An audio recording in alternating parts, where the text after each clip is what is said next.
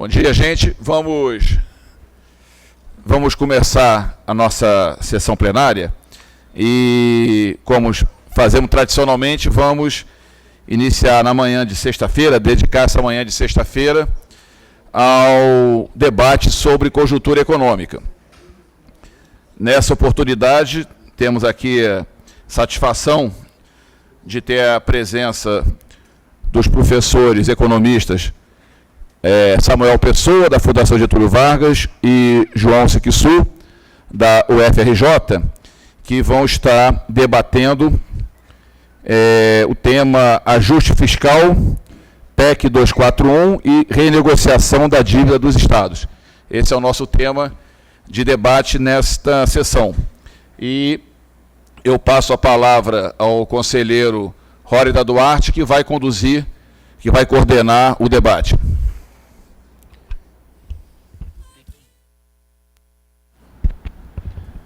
Bom dia a todos, colegas, conselheiros, os nossos debatedores. Bom, mais uma vez, né, como o presidente Júlio colocou, a gente seguindo nossa prática, que em breve a gente espera que já vire uma tradição, né, a gente inicia nossos trabalhos da plenária. A cada plenária já temos feito assim já há praticamente 2, 3 anos, com o debate sobre conjuntura econômica. Tivemos há 2 plenárias um debate muito produtivo, que depois, inclusive, repercutiu na nossa posição enquanto conselho, na questão,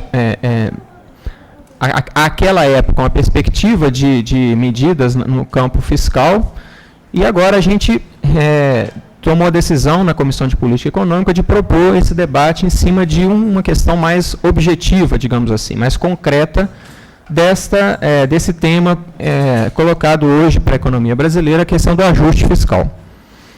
E nós temos, então, a posição objetiva para discutir, que é em cima da proposta de emenda constitucional que está colocada no Parlamento, apresentada pelo governo, e é em cima, basicamente, dessa PEC, da PEC 241, inclusive já está em estágio intermediário de tramitação, já teve a aprovação no primeiro turno na Câmara dos Deputados, previsão de votação do segundo turno esse mês, e, posteriormente, encaminhamento para o Senado.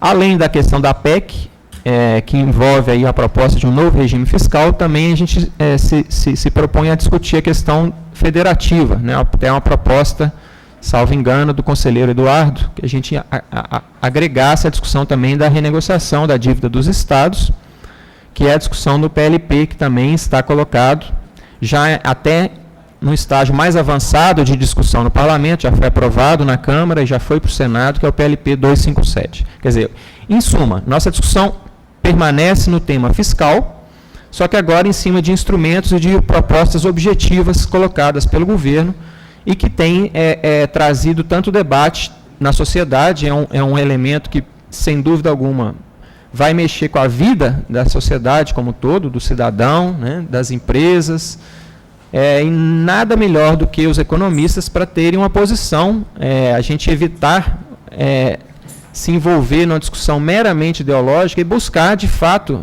ir na essência das discussões. Ontem eu tomei a iniciativa de encaminhar para todos os conselheiros exatamente esses 2 instrumentos que estão colocados hoje, né? Deixou de ser uma discussão em tese para ser uma discussão concreta, objetiva. Então, encaminhamos a PEC, o texto da PEC, como está colocada hoje no substitutivo, e também do PLP. Então, acho que é importante que nossa categoria, e sobretudo aqui esse colegiado, a gente debata a fundo essa discussão, paute essa discussão, né, e consiga nos posicionar em relação às propostas, né? Não necessariamente do contra ou do a favor, mas do qual a posição melhor a ser adotada enquanto sociedade, enquanto país, e nós, economistas, temos a convicção de termos um papel fundamental nessa proposta. Então, eu queria apresentar brevemente nossos 2 convidados e já de cara agradecer a presença deles, né? Eu acho que a gente tem uma perspectiva de fazer um debate muito qualificado sobre pessoas que têm se posicionado e têm conhecimento do assunto que a gente vai debater. Então, nossos convidados são professor João Sixu, que é professor doutor do Instituto de Economia da UFRJ. Ele leciona as disciplinas de macroeconomia, economia monetária, tanto para graduação, quanto para o mestrado, quanto para o doutorado da UFRJ.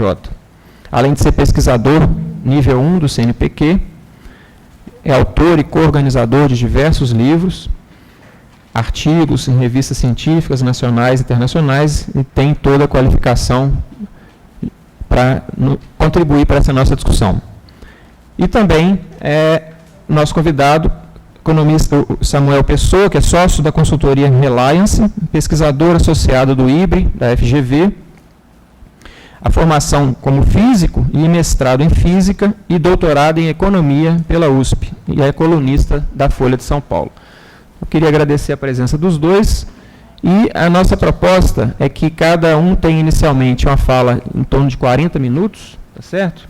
Eu estou negociando 30. 30 a 40 em função do atrasozinho. Tudo bem. Então, de 30 a 40 minutos a apresentação, depois a gente abre para discussão com a plenária.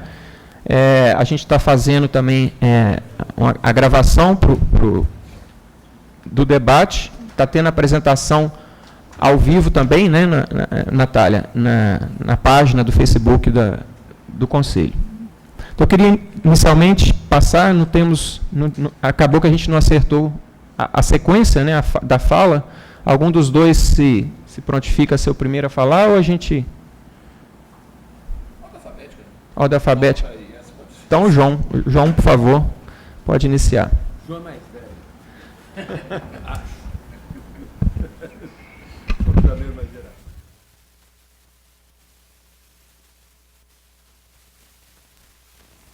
Alô? Bom dia a todos e a todas. Queria inicialmente agradecer o convite do Conselho Federal, dizer que é uma honra estar aqui nessa plenária para debater esse tema nesse Conselho. E espero que tenhamos um debate de alto nível, e acredito que certamente teremos esse debate nessa qualidade. E o tema é um tema instigante, controverso, e que eu acho que vale a pena ser debatido por economistas, mas não só por economistas. Eu acho que é o nosso papel fazer esse debate, mas esse é um tema que ultrapassa as fronteiras da economia e merece também um debate interdisciplinar, porque envolve aqui mais do que a macroeconomia e a economia, que são essenciais serem discutidas, mas está envolvida nessa PEC uma concepção de Estado e de sociedade. E, portanto, quando nós falamos de sociedade e de Estado, economistas devem debater, mas não só economistas. Eu acho que deve ser um debate interdisciplinar, transdisciplinar, sobre o tema.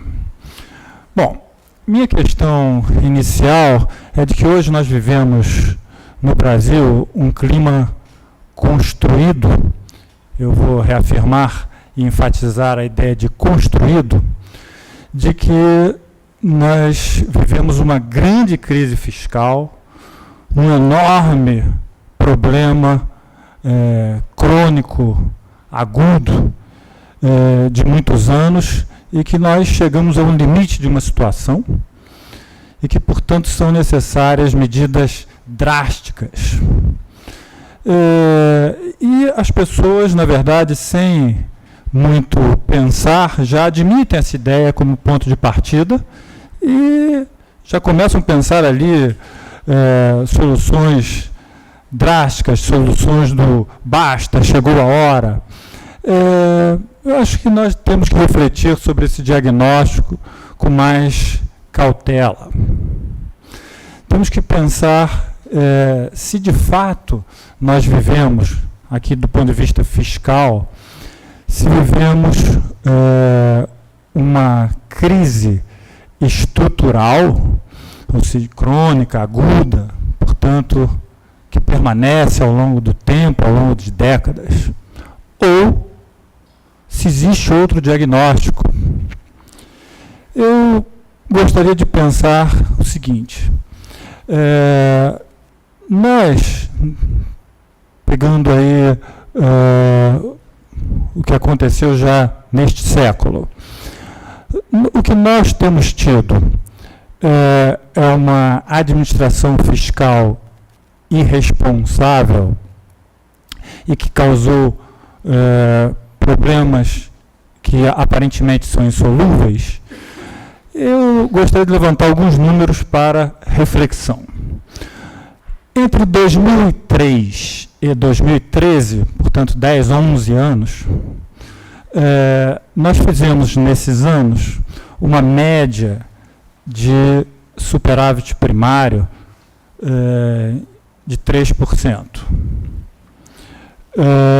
Fizemos neste período umas despesas com juros da dívida pública de 6% do PIB. Portanto, é uma aritmética aqui direta, fizemos um déficit orçamentário nominal de 3% do PIB ao longo desse tempo. Portanto, de 2003 a 2013, nós participaríamos das regras, ou estaríamos adequados para participar das regras mais rígidas da Comunidade Europeia. 3% de déficit nominal. Ou seja, aqueles que são chamados hoje em dia, erroneamente, mas são chamados hoje em dia de fiscalistas, que são duros com o gasto público, restritivos em relação ao gasto público. Esse termo é um termo inadequado, mas são chamados de fiscalistas hoje em dia. E eles aceitam, e essas são as regras europeias, 3% de déficit nominal. E nós vivemos exatamente esta média durante o período 2003-2013. E isso me parece o que é estrutural na economia brasileira. É isso. Nós conseguimos fazer superávit primário, mas temos uma despesa de juros que come o nosso superávit primário e temos como resultado um déficit. Até que tivemos um déficit, apesar dessas despesas elevadas de juros, tivemos um déficit adequado para ser membro da Comunidade Europeia de 2003 a 2013.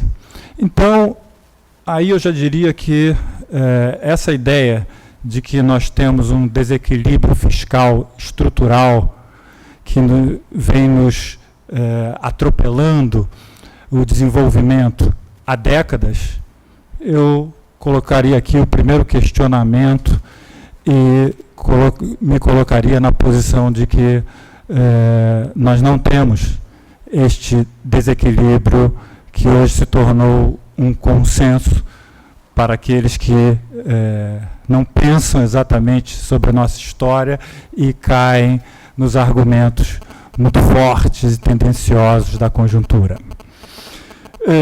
O que tivemos no ano de 2014? Eu falei do ano 2003 até o ano 2013. Tivemos no ano 2014 um baixíssimo crescimento basicamente nulo, nosso crescimento econômico.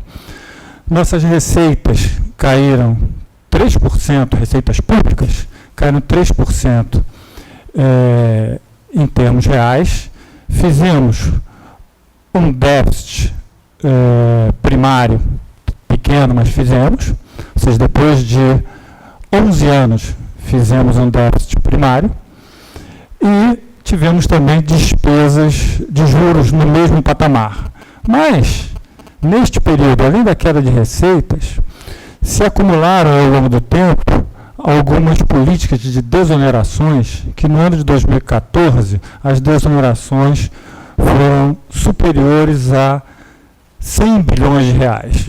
Foram superiores ao orçamento da educação, foram superiores ao orçamento da saúde, só desoneração, nós perdemos mais que um orçamento da saúde, mais que um orçamento da educação. Então, nesse ano, nós tivemos um déficit nominal de 6% do PIB, um déficit preocupante, um déficit que saímos de uma média de 3%, saltamos para 6%. Agora, eu enfatizei que tivemos um crescimento nulo, na verdade um crescimento de 0,1% do PIB, isso fez cair as nossas receitas em 3% em termos reais. Gostaria de lembrar que entre 2003 e 2013, que é esse período que eu estou enfatizando, que mostra qual é o nosso quadro fiscal mais permanente, a nossa média de crescimento foi de 3,6%, incluindo o ano de 2009, que foi o ano da crise americana, que atingiu diversos países de forma profunda, e o Brasil atingiu pouco, porque fizemos uma boa política de reação à crise. Mas nesse ano, crescemos 0% aproximadamente. Então, nesta média de 11 anos, eu estou incluindo aí um ano de 0%, e está dando uma média de 3,6% de crescimento. O que aconteceu no ano de 2015, diante de uma situação preocupante em 2014? Em 2015, adotamos uma política que já vinha sendo gestada, organizada e já aplicada desde 2011, uma política de contingenciamento e corte de gastos. Em 2015, fizemos de forma radical, aplicamos uma política dura de contenção de gastos em 2015. E qual era a ideia? A ideia era reverter o quadro de 2014. Reverter o quadro de 2014 era reduzir o nosso déficit nominal de 6% para algo que teria que ser menor do que isso. Tinha que ir em direção aos nossos 3% dos últimos 10, 11 anos que eu estou enfatizando, 2003 a 2013. E aconteceu exatamente o inverso. A política de corte de gastos, a política de contenção de despesas, queda de gastos reais na saúde, queda de gastos reais na educação e outras áreas, provocou uma recessão de 4% do PIB aproximadamente, e as receitas caíram, as desonerações continuaram e as despesas de juros explodiram. Foram para algo entre 8,5% e 9% do PIB. E neste caso, nós tivemos então um aumento do déficit nominal, ou seja, a política de corte de gastos para equilibrar o orçamento aumentou o desequilíbrio do orçamento. Ou seja, toda essa ideia que se tem daqui para frente de que nós temos que cortar gastos, não estou falando nem especificamente da PEC, é uma orientação que está presente na cabeça de governantes, ela já foi feita. Aliás, ela já tinha sido gestada e organizada em alguma medida de 2011 até 2014, mas em 2015 ela foi revelada e foi aplicada na sua plenitude, e o resultado foi inverso do prometido. Foi inverso do prometido. Então, nós chegamos ao ano de 2015 numa situação extremamente problemática. Agora, quero lembrar o seguinte: as despesas de juros no ano de 2014, onde nós tivemos um aumento do déficit para 6% do PIB, as despesas foram de 311 bilhões de reais. Voltando a comparar 3 orçamentos de saúde ou 3 orçamentos de educação.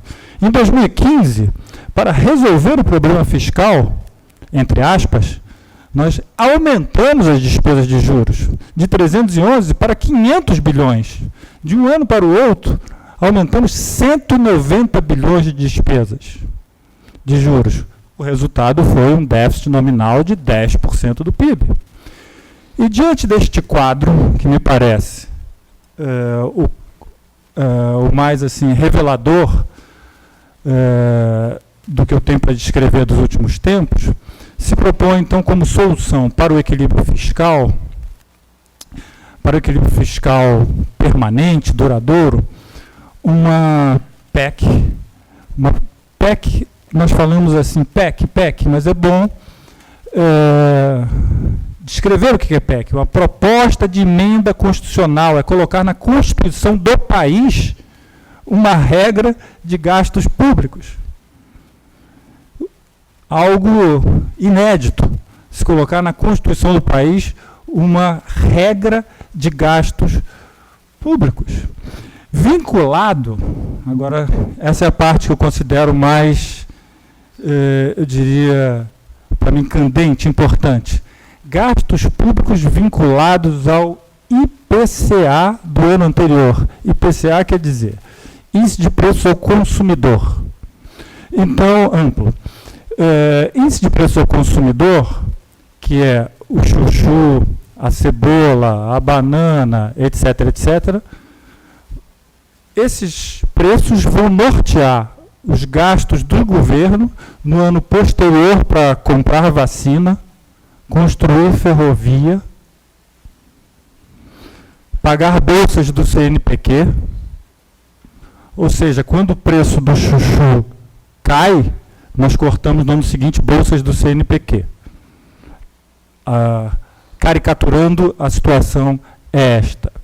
Eu já tinha visto até se relacionar gastos do governo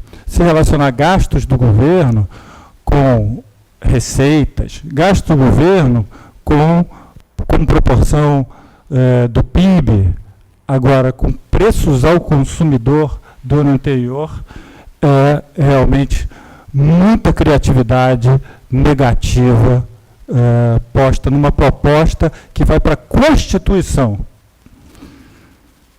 Bom, e aí a ideia é que os gastos em termos reais vão cair ao longo do tempo. Quero dizer o seguinte, só vão cair, de fato os gastos vão cair como proporção do PIB ao longo do tempo. Essa que é a ideia. Os gastos reais serão mantidos, desculpa. Os gastos cairão como proporção do PIB somente se houver crescimento. Então, se houver crescimento, realmente eles vão cair. Mas já está pressuposto aqui que vai haver crescimento. Eu coloco em dúvida se nós vamos ter crescimento, qual a magnitude do crescimento dos próximos 10 anos, 20 anos. Mas cairá como proporção do PIB, uma questão óbvia, se em termos reais os gastos estarão congelados e o PIB vai crescer, como proporção do PIB, os gastos primários cairão. Agora eu pergunto o seguinte, quando gastos primários caem como proporção do PIB, isto implica equilíbrio fiscal? Não. Não. Equilíbrio fiscal não depende desta proporção. Depende de receitas, depende de despesas, depende de demandas sociais e depende de despesas de juros. Pode haver uma queda dos gastos primários como proporção do PIB e não haver nenhum equilíbrio fiscal. Nenhum. Pode até acontecer, mas pode não acontecer. Estou falando aqui nem de teoria econômica, nem de posição ideológica, de direita ou de esquerda. Estou falando de aritmética. Isso aqui não é necessariamente acontecerá.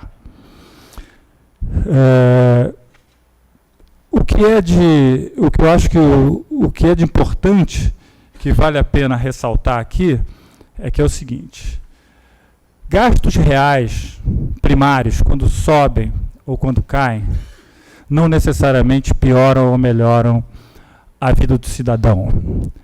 Gastos primários, quando sobem como proporção do PIB ou caem com proporção do PIB, não necessariamente melhoram ou pioram a vida do cidadão e nem equilibram ou desequilibram as contas públicas. Uma coisa é certa: gastos primários congelados em termos reais, com a população crescendo, a vida do cidadão vai piorar. Isso eu não tenho a menor dúvida. Isso eu não tenho a menor dúvida. Nos últimos 10 anos, os gastos per capita em saúde aumentaram 44%. Nos últimos 10 anos, os gastos com educação per capita aumentaram 100%. A vida do cidadão melhorou, é pouco sensível, porque a situação era muito ruim, mas melhorou. E eu afirmo categoricamente que a vida do cidadão vai piorar, porque, usando as projeções do IBGE para os próximos 10 anos de crescimento populacional, haverá uma queda de 6% do gasto primário real per capita, em saúde e em educação. Então, imaginem um bebê que nascerá no próximo ano. Ele terá certeza que não terá, nos próximos, ou nos primeiros 20 anos de vida, nenhuma melhoria na saúde pública, nenhuma melhoria na educação. Pelo contrário, as coisas piorarão alguma coisa, e é este número que eu tenho para trazer. Segundo projeções do crescimento populacional do IBGE, o gasto per capita real em saúde e em educação cairá 6% nos próximos 10 anos. Então, quando nós pensamos em equilíbrio fiscal, que nós temos que pensar sim, nós temos que pensar também, juntamente, equilíbrio social. E isso não são palavras vazias, não é uma falácia. Gasto público, a sociedade recolhe impostos para ter retorno. Então, qualquer discussão para mim que olhe exclusivamente para uma visão, para uma ideia contábil do orçamento público é muito limitada. Seja feita por esquerda, por direita, aqui não se trata de uma questão ideológica. Se trata de que o orçamento é da sociedade. O orçamento não é um orçamento para ser concentrador de serviços, bem-estar e renda. Ele existe para ser, da sua natureza, para ser exatamente o contrário disso que eu mencionei. Então, eu penso que qual é a ideia que eu acabei de mencionar, enfatizar aqui, qual é a ideia que temos que ter sobre equilíbrio fiscal? Nós temos que ter equilíbrio fiscal? Sim, nós temos que ter equilíbrio fiscal. A questão é como alcançamos o equilíbrio fiscal. Equilíbrio fiscal, na história do mundo e da recente brasileira, mostrou-se que se alcança com crescimento econômico. E aqui está colocada a pergunta central: o que vem antes? O equilíbrio fiscal ou o crescimento econômico? A história tem mostrado que as contas públicas se equilibram, ficam saudáveis, vamos chamar assim, para utilizar algum termo, quando há crescimento econômico. E por isso que é importante mencionar o período que eu falei, de 2003 a 2013. Foi o crescimento econômico de 3,6% em média, nesse período, que provocou o equilíbrio das contas públicas. Foi isso que aconteceu. Contas públicas são resultado, um espelho do vigor de uma economia. Quando uma economia vai bem, suas contas públicas vão bem. É por isso que no ano de 2014 nós fomos mal. É por isso que no ano de 2015 nós fomos muito mal. É porque não houve crescimento, houve desemprego, não houve arrecadação, houve despesas de juros elevadas. Então, a saída existe. A saída é fazer crescimento e reduzir juros, porque as despesas de juros são impagáveis. E aí alguém pode dizer, mas como reduzir juros e como fazer crescimento? Bom, juros no Brasil não podem ser explicados por economistas. Economistas não podem explicar o nível da taxa de juros no Brasil. Eu não tenho nenhuma explicação, dadas minhas limitações, meus conhecimentos, eu não tenho nenhuma explicação para a taxa de juros ser 14% no Brasil ou 14,25%, como era 2 dias atrás. Eu não tenho nenhuma explicação do ponto de vista econômico. Para controlar a inflação, não pode ser, porque juros são elevados para controlar a inflação para promover algum tipo de desaquecimento econômico. Os juros são elevados ou para valorizar o câmbio, ou para conter o crédito, ou para inibir o investimento, mas para promover algum tipo de desaquecimento. Não é possível que numa economia que tem 4% de recessão e caminha para mais um ano de recessão, os juros estejam sendo elevados para deprimir ainda mais a economia, para conter a inflação. Isso não tem nexo entre uma economia em recessão e juros sendo elevados para controlar preços. A própria economia já estaria controlando algum preço que fosse estimulado pela dinâmica econômica. Já temos 4% de recessão repetido 2 anos seguidos. E nós temos juros para conter a inflação. Eu acho que essa é uma reflexão que também vale a pena ser feita. A reflexão de que normalmente as pessoas imaginam que aperta-se um botão de juros, a inflação está contida. Não, há um caminho, há um canal, há uma explicação. Que são essas 3 que eu mencionei, esses 3 canais possíveis, câmbio, crédito e investimento, mas em algum momento a ideia de que juros eles desaquecem a economia, mudam a dinâmica econômica e desaquecem. Então a demanda e, portanto, preços tendem a ficar contidos. Será que nós precisamos ter juros de 14% numa economia que repete recessão de 4% em 2015 e agora em 2016? Agora, outra pergunta é, juros são altos porque existe um risco de insolvência do setor público e os credores do governo federal não comprariam títulos a taxa de juros menor do que essa? Isso também não é verdade. É óbvio que a liquidez existente na economia brasileira e as taxas de juros existentes no mundo, as outras possibilidades, não são competitivas com essa taxa de juros, e essa dívida pública ela é rolada a 14%, ela seria rolada a 13%, seria rolada a 12%, seria rolada a 11%. Então, nesse patamar que está a taxa de juros, ela não tem nenhuma ligação com o risco de insolvência do setor público, neste patamar que está. Não tem nenhuma ligação com inflação. E, pelo que eu já mencionei, e gostaria só de destacar que a nossa inflação recente foi de preços administrados e foi de choque de alimentos, o que juros não tem nenhuma capacidade de incidir.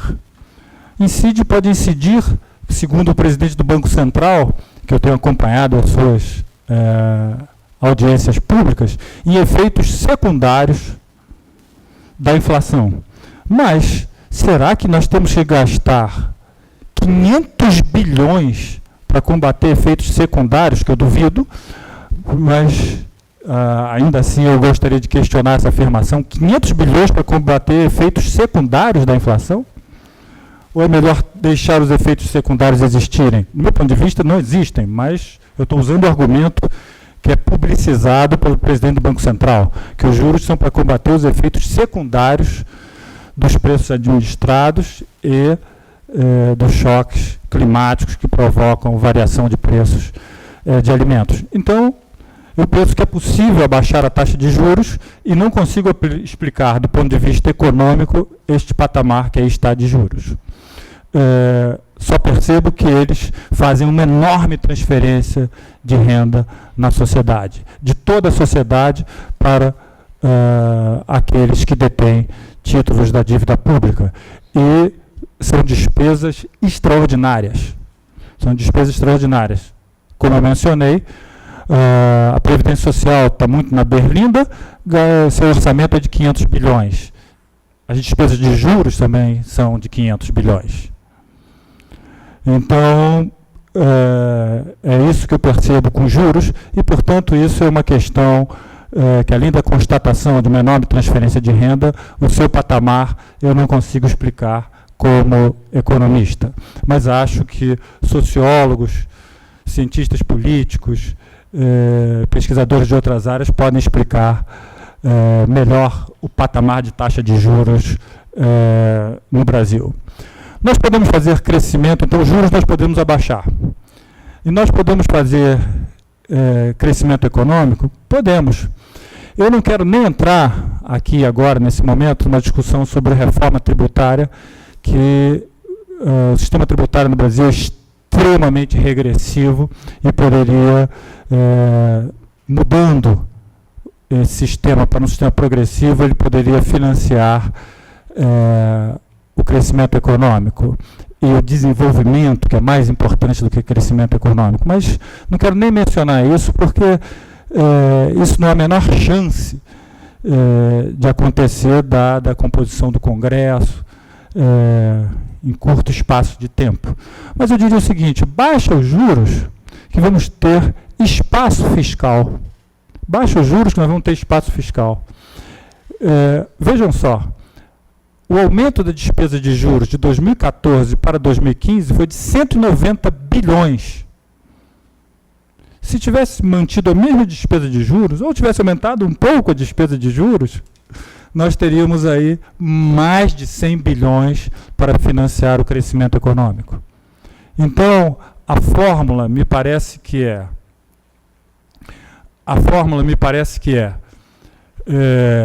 crescimento econômico com juros baixos. Isso vai dar como resultado o que aconteceu no período 2003-2013, onde tivemos equilíbrio fiscal, tentativa de um equilíbrio social, e o que o Brasil precisa, de fato, é desenvolvimento, é muito além do que crescimento econômico. E desenvolvimento, eu não tenho a menor dúvida que no Brasil está associado à construção de um estado de bem-estar social. E isso significa aumentar o gasto per capita em saúde, educação e outras áreas. Não vai haver desenvolvimento no Brasil, com redução de gastos per capita nessas áreas e em outras correlatas. Portanto, o que está acontecendo aqui, a partir desse momento, é que nós não estamos fazendo nada neste sentido que é dito, que é do equilíbrio fiscal. O que nós estamos fazendo é suspendendo a possibilidade de desenvolvimento pelos próximos 20 anos. Essa questão é muito maior do que o equilíbrio fiscal. O equilíbrio fiscal não é pré-condição para crescimento. Em nenhum lugar nunca foi. O que é pré-condição para o equilíbrio fiscal é o crescimento econômico. Então, minha conclusão é, para aqui cumprir aqui o tempo de 30 minutos, minha conclusão é: nós precisamos de equilíbrio fiscal? Sim, nós precisamos de equilíbrio fiscal. Nossa pré-condição para ter equilíbrio fiscal: crescimento econômico com juros civilizados. Essa é a saída para a economia brasileira e para a sociedade brasileira. Muito obrigado.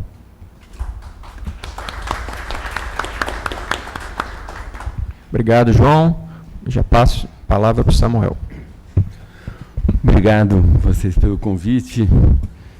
É super difícil essa posição minha. Eu e João somos profissionais da mesma área de conhecimento. Eu não sou economista formado, mas atuo como professor de economia há 30 anos E o nosso pensamento é antagônico. Assim, tudo que ele falou, eu penso de maneira inversa. Super difícil, a sociedade vai ter que arbitrar. Os órgãos da sociedade, as instâncias decisórias da sociedade, o Congresso Nacional vai ter que arbitrar. Então, eu vou compartilhar com vocês qual que é a minha narrativa da história fiscal brasileira recente e por que eu acho que a PEC é necessária. Eu acho que a PEC é um instrumento de tornar o nosso conflito social mais funcional. A gente está num abismo inflacionário. Eu sou muito preocupado. E, de fato, eu sou uma das pessoas, certamente não sou a mais importante, a líder, ou que seja lá o que for, mas eu participei da construção desse diagnóstico que está por trás da PEC. Eu sou um dos culpados aí. Então, eu vou aqui defender esse nosso diagnóstico, lembrando que esse diagnóstico ele já tinha sido feito em 2005. Quer dizer, em 2005, houve um esforço grande envolvendo o ministro Palocci, o ministro Paulo Bernardo. Nessa época, eu era assessor econômico do senador Tasso Gereissati, havia conversas muito avançadas do ministro Palocci, ministro Paulo Bernardo, com a bancada do PSDB no Senado. O ex-ministro Delfim Neto também apoiava, e havia, naquele momento, liderado também pelo professor Yoshiaki Nakano, um esforço de construção de ajustamento fiscal estrutural que nós localizamos. Tem um textozinho meu, com o Mansueto Almeida e Fábio Jambiagi, que está num anexo daqueles relatórios de conjuntura que o IPEA publicaram, um paper publicado em 2006, em que a gente já apontava um problema estrutural gravíssimo nas contas públicas brasileiras. Então, qual que é a minha narrativa? A gente teve um período, se eu olhar receita, despesa e crescimento econômico, nos últimos 18 anos, o gasto primário da União, deflacionado pelo IPCA, cresceu a 6% ao ano. Nesse período, o PIB cresceu a 3%. Então, o fato que ocorre é que o crescimento do gasto primário da União nos últimos 18 anos, ele foi sempre o dobro do crescimento do PIB. Esse é um fato que está associado ao desejo da sociedade de construir o estado de bem-estar social, não está associado só à Constituição, mas está associado a toda a escolha que a sociedade fez desde então. O fato é que nós tivemos nos últimos 18 anos, e se a gente tiver dados melhores, isso vale um pouco mais para trás, um crescimento do gasto primário da União real, deflacionado pelo IPCA, que foi o dobro do crescimento do PIB. Essa é claramente uma situação insustentável. Por que o problema explodiu agora? Tem uma narrativa, tem uma historiazinha de por que ele explodiu agora. Durante uma janela de 12 anos, que vai de 1998 a 2009, mais ou menos, 2010, a receita cresceu a 6 também. A gente teve o que eu chamo o período de ouro das finanças públicas brasileiras, que foi um período em que a receita recorrente da União cresceu uma velocidade que é o dobro do PIB. Tá, claramente, esse é um fenômeno não recorrente. Foi um longo fenômeno, mas é um fenômeno que não vai se repetir. Nenhum país pode ter, durante 3 décadas seguidas, 4 décadas seguidas, receita crescendo ao dobro do PIB. O que produziu esse período de ouro? Você teve principalmente um longuíssimo processo de formalização da mão de obra, teve o boom de commodities e teve uma série de receitas que parecem que são recorrentes, mas não são recorrentes. Por exemplo, todo o IPO de bolsa, toda a receita que você faz com valorização de patrimônio em bolsa, que foi muito importante nesse período, ela parece que é recorrente, mas ela não é recorrente. Quando a bolsa sobe, as pessoas têm um ganho patrimonial e pagam imposto de renda para o Estado. Quando a pessoa tem uma perda patrimonial, a bolsa cai, o Estado não devolve o dinheiro para ela. Então, você tem uma série de assimetrias que fazem com que, nesta janela de uns 12 anos, nós tivemos, de fato, um comportamento extraordinário da receita. E foi o comportamento extraordinário da receita que permitiu superávites primários relativamente elevados, seguidos anos, apesar do gasto crescer sistematicamente a uma velocidade que é o dobro da velocidade de crescimento do PIB. A partir de 2010, 2011, nós tivemos um comportamento normal da Receita. O que é um comportamento normal da Receita? Se nós pegarmos a receita recorrente da União entre 2011 e 2014, no primeiro mandato da presidente Dilma, ela cresceu a 2,8%. O PIB cresceu a 2,2%. Então, na verdade, tivemos uma receita até que foi acima do PIB. O problema é que o gasto primário cresceu a 5,7%. Ora, a gente tem uma estrutura de gasto primário que as contas públicas elas só ficam de pé se a receita crescer o tempo todo ao dobro do PIB. Isso não vai acontecer mais. E o problema foi construído. E aí foi construído aos poucos. Ora, quando a receita passou a ter um comportamento mais normal, a decisão que os formuladores de política econômica à época tiveram